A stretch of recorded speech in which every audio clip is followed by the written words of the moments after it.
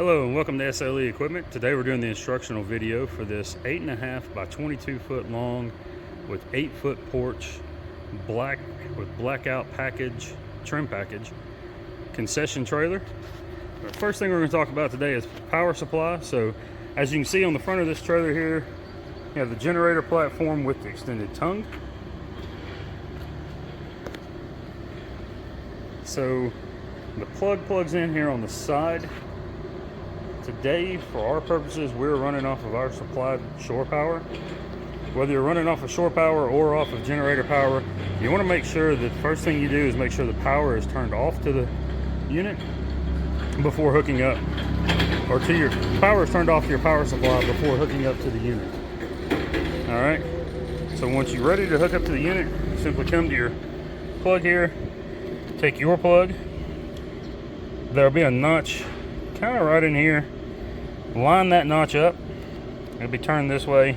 Line that notch up, insert, twist, and then you can tighten this down to make sure it's in place good.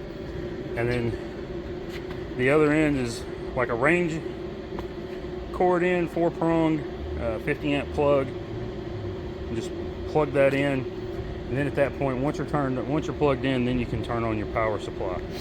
For the generator, it's going to be the exact same. Just plug into the 50 amp plug on the generator and you're ready to go. Okay, so next up here in the front V-nose, we have the 36 by 36 access door. Inside the V-nose here, you see the 30-gallon freshwater supply tank. In the corner here is the water pump. You can see the bottom of the sink. Plumbing. Over in the corner there is a 6-gallon water heater, and it is plugged in and up and operational. And then here we have the electric panel, and as you can see, it is labeled for what goes to what. And then this gray box here is the inverter. So that inverter, when you are plugged into a power supply, charges the 12-volt battery here that powers the 12-volt system. So on that 12-volt system is going to be your internal and external, or interior and exterior LED lights, and the water pump. So you can work inside the unit and around the unit, cleaning up, whatever, washing dishes, running the water faucets, things of that sort, without having to be plugged into a water supply, as long as that 12-volt battery is charged. And again, that charges while you're plugged into the unit here. So, and on the bottom of this inverter here, there is a green light. And if you can see that green light, that means it has power running to it from the power supply, and it is actively charging your 12-volt battery. All right. And then there's the power supply cord for your trailer. Now let's go over these plumbing lines here real quick. So this line here is your main line coming from the freshwater tank. You can see the valve is in line with the plumbing line. That means that valve is open. On these two, so this one here, this line is your drain for the freshwater tank. That line, or that handle not being in line, that valve is currently closed. So if you were to turn this valve or this handle, then at that point the water from the freshwater tank would drain out through the floor and out through the bottom of the unit there. And then this other line over here, it is also, that valve is also closed. That is your blowout for winterization. You will get that winterization process in a separate video. You simply just connect your air fitting or air hose onto that fitting there, and then open that handle and it blows out the lines. Like I said, you will receive that in a separate video for the winterization process. All right, let's move on around the trailer here. First up, water access panel. Simply open the panel here. If you're going to fill the freshwater tank, simply do that by removing this cap. Insert your hose here, fill the tank. Once complete, remove the hose and replace your cap there. This one here, this is for if you have access to a water pressurized water system. Simply remove that rubber cap. You see it does have a filter on it, a little screen filter there, and this is the typical garden hose fitting there. You plug that in. Once you hook up to the pressurized system, that bypasses the freshwater tank and supplies water directly to the water heater and the faucets. So, and then the key for the access panel there, I will have hanging on the faucets when you take possession of the unit. All right, moving on around. So down here at the bottom, this is the waste tank drain. So with the waste tank drain, very simple, just remove this cap, twist it to remove it, take that cap off. Once you've removed that cap, you can hook a 3-inch hose up to this. You can get that at any RV supply store, Amazon, anything of that sort. Hook your hose up here. When you're ready, pull this valve out. That will release the contents in the drain or the waste tank there. Once that's completed draining, push that valve back in, simply replace your cap, and you're done there. All right. Moving on around, here we have the two 5,200 pound axles with black steel wheels. Important note here on these wheels, each wheel in the center of it has a little rubber cap right here. You'll pull that cap off, and behind there is a grease fitting. Once every 10,000 miles or 1 year, whichever comes first, you'll need to remove that cap, take your grease gun, connect it to the grease fitting, and properly lube that grease fitting there. You're lubing up the bearings and the hub in there so that you keep everything in good working order, okay? And you have one on all 4 wheels, so 2 on this side, 2 on the other side, and you're good at that point. All right, now we come to the porch. Here you can see we have the railed porch with side entry door here on the driver's side. On the top of the porch, 2 LED lights underneath there. You can also see the RV style entry door with window there at the back of the unit. And on the back of the porch here, we have the removable rail. Pretty simple function here. Just come here, unlatch that, push that out, do that on both, on this side and then both on the passenger side here, and that allows you to remove that rail off the porch. Do have 4 D-rings on the porch, kind of placed in the corners here, and that's to strap down any equipment that you may want to put on the porch, things of that sort. And then of course connected to the back railing, we have the license plate holder, and on the rear post right there is the light that shines light onto the license plate. All right, we'll come down, take a look down the passenger side here.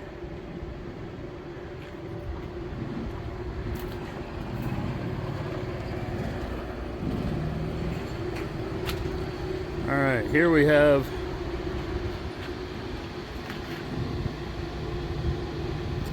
a 4-foot concession window. Sorry about the poor camera work there. 4-foot concession window. Does have vertical sliding windows in it, so there's a front pane of glass here and then a pane right behind it with a screen in the center there, and that's on both sides there. And then the flip up counter here. So to lower this flip up counter, you're going to come here, depress one latch, come to the other side, depress the second latch, and slowly lower the counter down. There you are. All right. Also here, you can see the LED light here on the back side, or on the side, and then one on this side of the concession window to give you 2 total.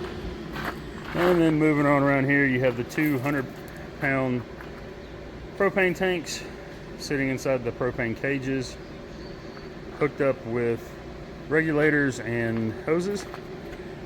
So next thing we're going to go over here is the gas. For our purposes today, we are running off of our supplied tank. When you receive your unit, the 2 propane tanks mounted on the unit are empty. So you'll need to take those to a licensed dealer and have them filled. 100-pound propane tanks hold approximately 23 gallons of propane.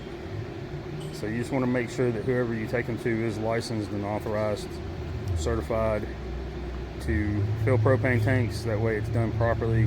If they were to overfill the tanks, it could potentially damage the tank and or the regulators on your unit. So first thing we're going to do before starting up our gas, ensure that our concession window is open. As you can see, there it is. And then we're going to come on around here.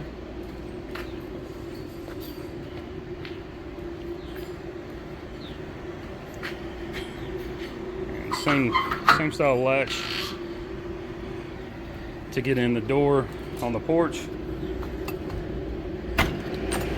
Now you're going to want to go inside the unit. Once that concession door is open, we're going to come over here. This light switch on the wall here, that is to your exhaust hood. So the 2 LED lights there turn on and off with the exhaust hood. So whenever the hood is on, the LED lights will be on, and of course off when the hood is off. Go ahead and turn on your exhaust hood once you've got your concession window open. And then the next thing we want to do is we want to come down through here and we just want to check and make sure that every one of our knobs on our appliances are in the off position. Alright. So we're just verifying that everything is in the off position. There we see it is. So now we're ready to go back outside the unit and turn the gas on.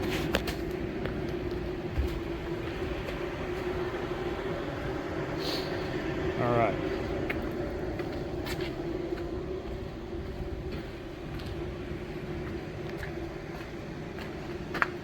So now that we've opened our concession window, turned on our exhaust hood, verified all of our knobs are in the off position, we're going to come to the tank and we're going to start with the knob here. You're going to turn this knob fully opening that valve. You're going to turn it as far as it will go out, and then you're going to want to kind of listen here at the vent on the regulator. Make sure you don't hear any hissing, and kind of smell, just make sure you don't smell an abnormal amount of propane coming from there. If you do, turn your valve on to your tank back off, contact your local gas company.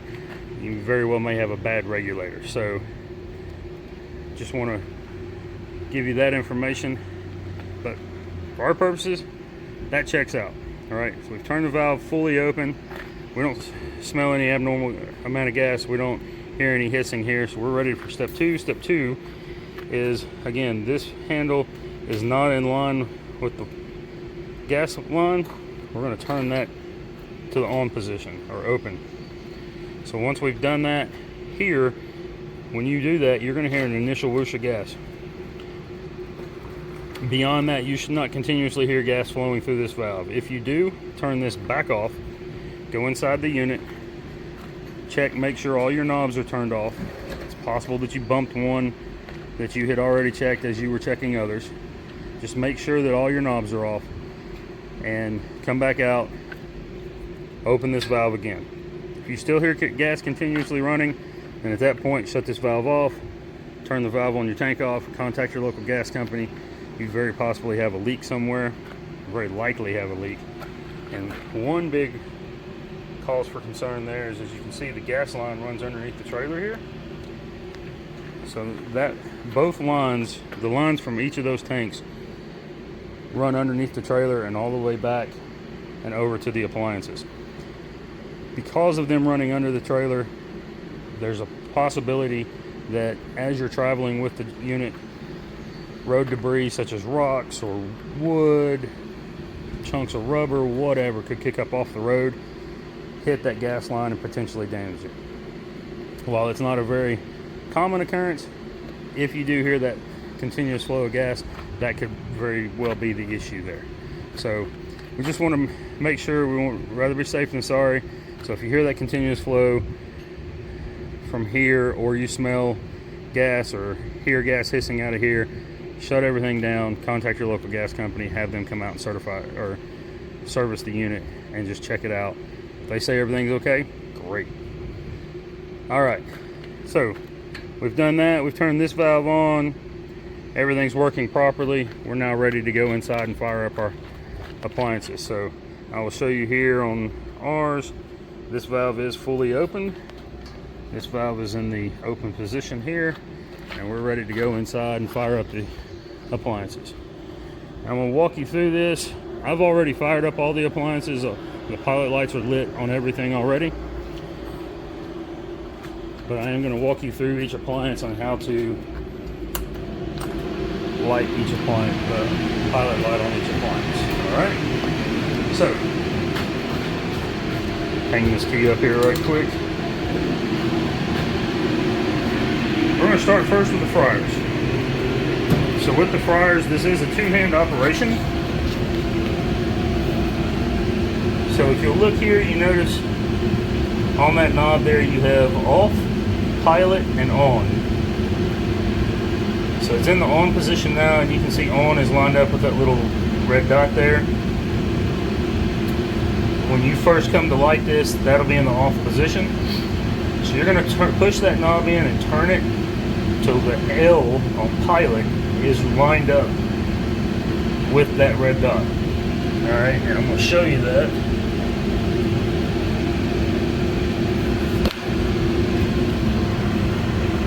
So you're going to line it up like that. Then you're going to push and hold that pilot button in. And it usually takes about 30 to 60 seconds to do. While holding that, you're going to take your barbecue lighter, barbecue stick lighter, sorry, and you're going to reach up here and stick that barbecue stick lighter in here and light the pilot light there. As you can see, it's lit and it is operational. Alright, so once you've lit that, then you're going to come here and turn this knob to the on position. And at that point, that will allow you to operate the unit. And I'll go ahead and turn the knob here, show you the unit working. Alright, we'll turn that back off. So, on this Royal 50-pound fryer, exact same thing. There's the knob. Set it to the L on pilot. Push and hold. While pushing and holding, you're going to light your pilot light with your barbecue stick lighter. Once that's accomplished, then you're ready to light this. Show you that that one works. Alright. And we're good to go there. Now moving on, here we have the Royal 36-inch griddle. So on the griddle and on the two burner, these are both free flow pilots, so no buttons to push and hold. You're simply just going to reach under. So that right there is your gas line.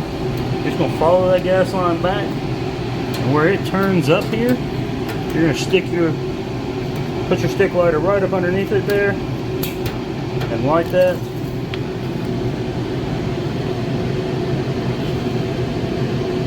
Try to get this under where you can see. That pilot is lit. And you're just going to simply go down through here and do that on each one of these. You can see the pilot flame there. And then on this one, same thing there. Alright, and you're going to put your stick lighter up there and light each one of those three. And then I will demonstrate the burners working here for you. There's that one.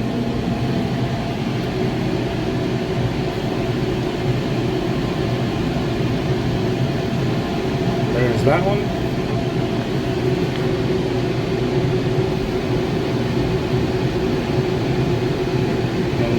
that one burning. All right. And then again on the 2-burner hot plate here, you can see the pilot light there. Simply take your stick lighter, hold it there, reach back here, hold it there. That's going to light your 2 burners. And then I'll show you these working.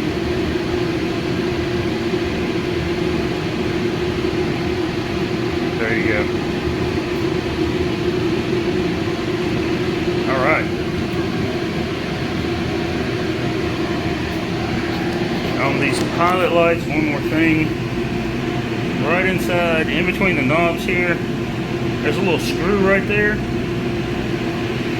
And you'll find it, same thing here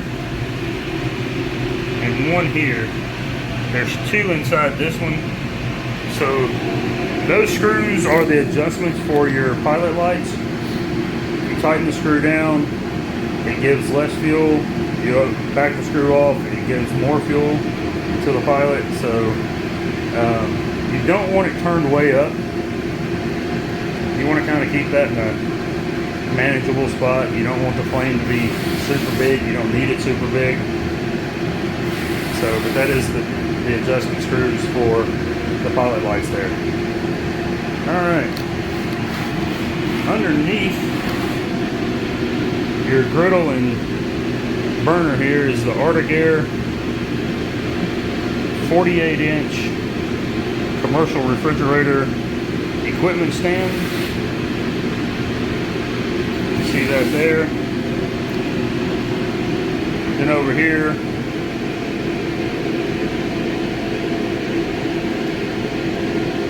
we have the 2-drawer refrigerating cabinets.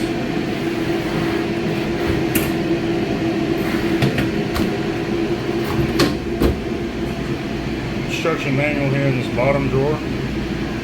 So you can set the pans up however you'd like. I'll show you here, that's at 35 degrees. On top of this, you have the Metro warming box. Look at that.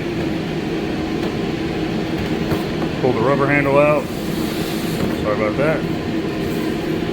Open that up. And you can see the box there. And it's just a thick, heavy duty styrofoam there.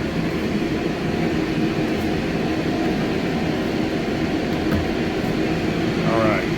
On the wall there, on either side of the Metro Light box is the D-rings here.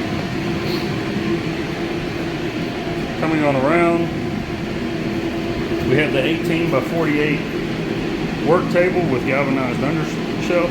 That is a stainless steel top on it. And it's directly below the concession window. And then here we have the Atosa 28-inch. Actually, that may be a 36-inch. I believe that's a 36-inch sandwich prep table there. See the 2 doors here under it. See it's on, operating at 34 degrees.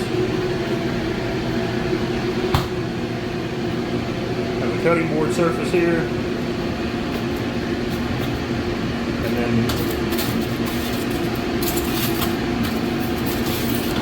your trays underneath. Excuse me. And then here we have the 24 by 24 stainless steel work table with galvanized undershelf. And then over here we have the Atosa freezer, single door worktop freezer. You can see that's at a nice warm -5 degrees. It feels great on a day like today where it's 100 degrees outside, or it feels like it is. Alright. As you enter the unit,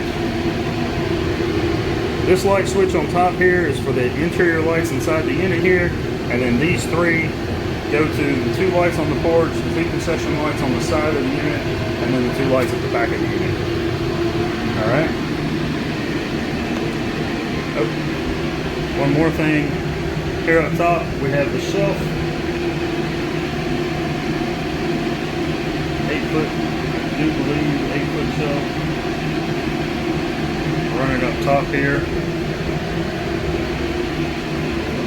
Have the shelf in the above the V-nose there, or in the V-nose, and then the counter in the V-nose.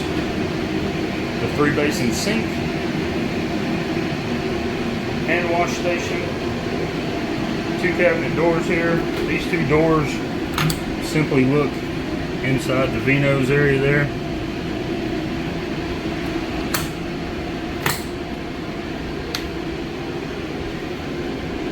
You can access your water heater from here, so that's helpful if you don't want to have to go outside the unit climbing to the V-nose there to get to the water unit. Alright, we're going to talk about this faucet real quick. So, speaking of the water heater, before plugging the water heater in, first thing you want to do is come over here, turn the hot water on, and you want to let it run until you get a nice steady constant flow of water like you see here. And you'll want to do that on both the hand wash sink and the 3-bay sink here. Once you get that good steady flow of water through the hot water side, then at that point you can plug your water heater in. If you plug it in before, that steady flow tells you that the water heater is full. And if you plug it in before it's full, you can damage the element and incur an extra expense that you don't want or need, I'm certain. So we'll get a temperature reading here on the water heat, on the hot water side here.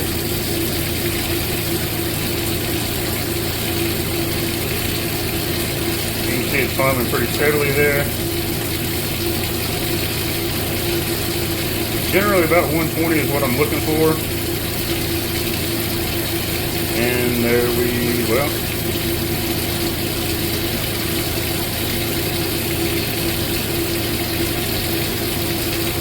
almost 119.8.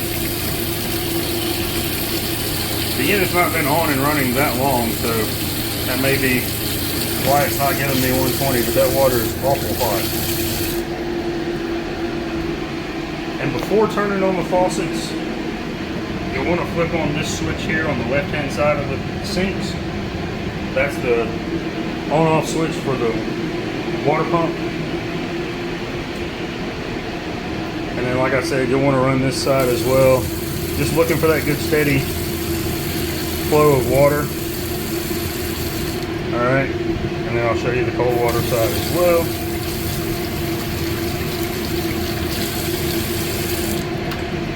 Alright.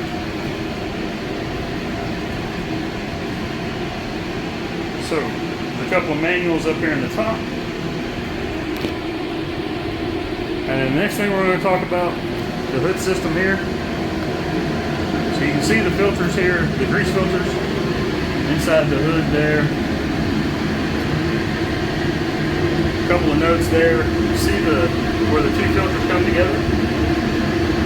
Pretty tight seal there. You don't have much space in between those. You want to make sure that you have that as tight as possible every time.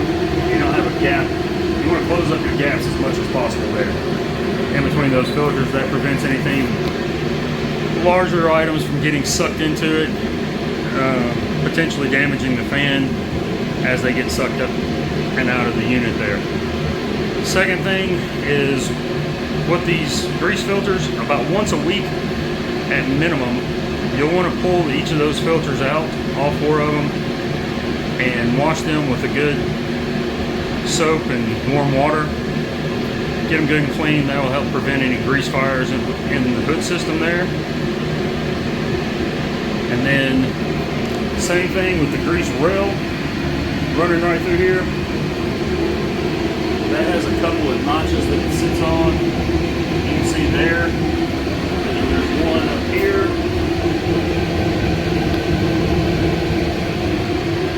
So it comes off rather easily. Just lift it, pull it right off. And then in behind where it says attention installer, wrapped in cellophane around the filter there is a grease cup, and that is going to go right here on these two notches. Okay. And with that grease cup, you may need to wash it more often than you do the rail and the grease filters, but again, soap and warm water, clean it right up. All right. We do have the fire suppression system here. First one for the burner, second one for the griddle, and then these two are for each one of the fryers there. Of course, we've already talked about the LED lights. And the fire suppression system runs across the wall here. There's the tank to the fire suppression system.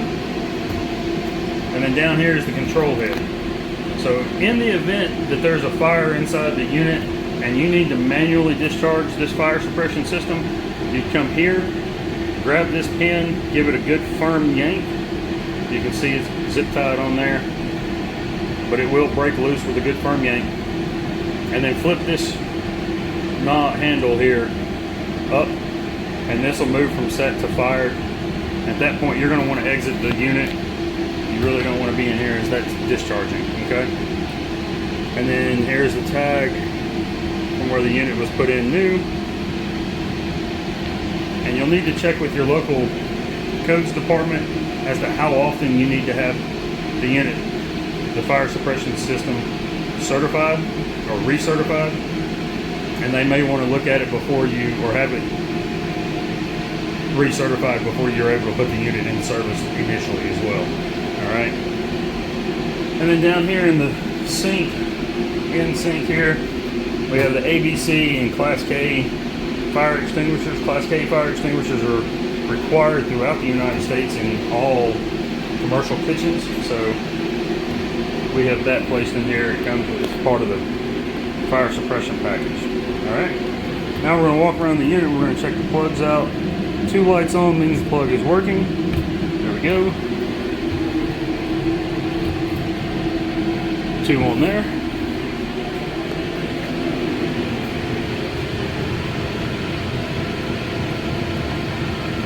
2 there. 2 there. Oh, sorry for the camera work there again. 2 there. And 2 there. Alright. A few other features of the unit. It does have the rubber or RTP rubberized flooring here. And the ceiling here, you can see one of the LED lights, and then back here toward the back is the other LED light, and then here is the air conditioning unit. So this first knob here is your off, high cool, low cool, high fan, low fan, high heat, low heat knob. The one right behind it there is your temperature knob, so cold and hot selections there. And then these 2 switches here and here are directional switches, so you can flip that switch and shut the air off on this end, or flip that switch and turn the air off on that end so that it's only blowing out the other end, or you can have it left open where it's blowing out both ends. Okay? So completely up to you how you do that and how you operate that. Alright. Now, we've had a good day, sold a lot of food, made a lot of money. Now we're ready to shut the unit down for the day, clean up and go home. So the way we're going to do that, first thing is we're going to shut down the gas.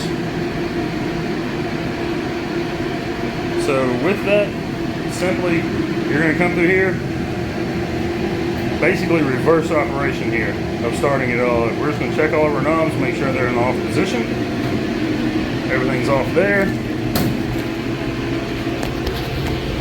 This knob is in the off position. However, with the fryers, I am going to go ahead and turn this off. And you see there, that's now in the off position. And that pilot light has gone out. Same thing, make sure the knob is off. and then we're going to turn this to the off position. Now once you get to the pilot position, you're going to have to push it in and turn a little, and then release, and then turn it further to get it to the off position. Alright? And then verify that pilot light is off. Alright. Now that we've got all of our knobs in the off position, the pilot lights are off on the fryers, then we're going to come back outside the unit. And we're going to walk back around to the front and turn the gas off. So first thing, turn that handle to the off position or closed position for the valve. And then we're going to come here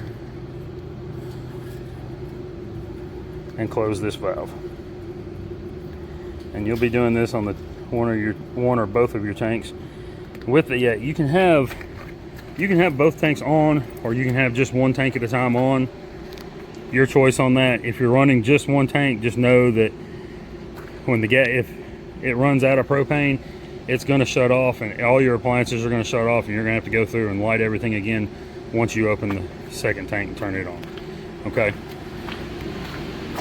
Now that we've gotten our gas turned off on the unit here, we're going to come back around, back inside the unit. Now at this point, if you so desire,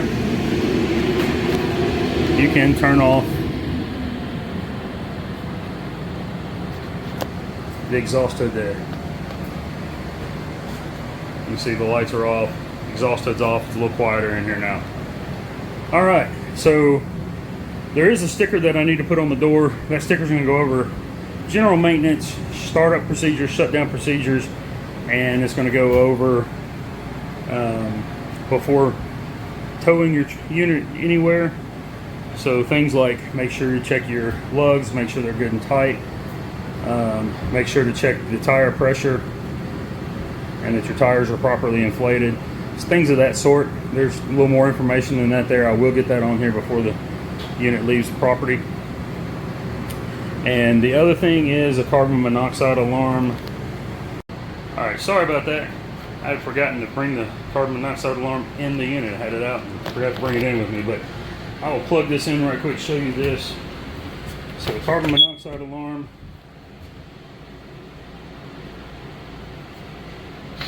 as soon as it gets turned on good here, it will go to 0. You'll see it's just showing that there is not detecting any gas, and then it'll be flashing LB and beeping.